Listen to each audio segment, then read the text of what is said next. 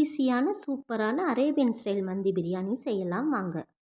மந்தி ரெடி பண்ணுறதுக்கு ஃபஸ்ட்டு மந்தி மசாலா ரெடி பண்ணணும். நான் ஸ்க்ரீனில் காமிக்கிற திங்ஸ்லாம் சேர்த்துட்டு லைட்டாக வறுத்துட்டு நல்லா ஃபைன் பவுடராக எடுத்து வச்சுருக்கேன். நான் சொல்கிற அளவு 1 kgக்கு மந்தி ரெடி பண்ணிடலாமா? 150 கிராம் எண்ணெய், 2 டேபிள் ஸ்பூன் நெய் சேர்த்திக்கலாம். அப்புறம் அதில் ஸ்பைசஸ்லாம் சேர்த்துட்டு 2 பெரிய வெங்காயம் போட்டு வணக்கிடலாம்.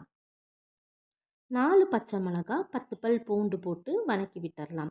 அப்புறம் 1 டேபிள் ஸ்பூன் இஞ்சி பூண்டு விழுது, 2 ட்ரை லெமன், 1 டேபிள் ஸ்பூன் நம்ம அரைச்சி வச்ச மந்தி பவுடர் சேர்த்துட்டு நல்லா வணக்கி விட்டுக்கலாம். அப்புறம் எடுத்து வச்சிருக்க சிக்கன் அதில் போட்டு அதையும் நல்லா வணக்கிடலாம். 1 டம்ளர் ரைஸுக்கு 1.5 டம்ளர் தண்ணி சேர்த்திக்கலாம். தேவையான அளவு சால்ட், 1 டேபிள் ஸ்பூன் மஞ்சள் தூள் போட்டுக்கலாம். சிக்கன் பாதி வெந்தப்ப அதை எடுத்து தனியாக வச்சிடலாம். இப்போ நம்ம கொதிக்கிற தண்ணியில் 1/2 மணி நேரம் ஊற வச்ச அரிசியை போட்டு வேக வச்சிடலாம். இப்போ மந்தி சாப்பாடு ரெடி ஆயிடுச்சு.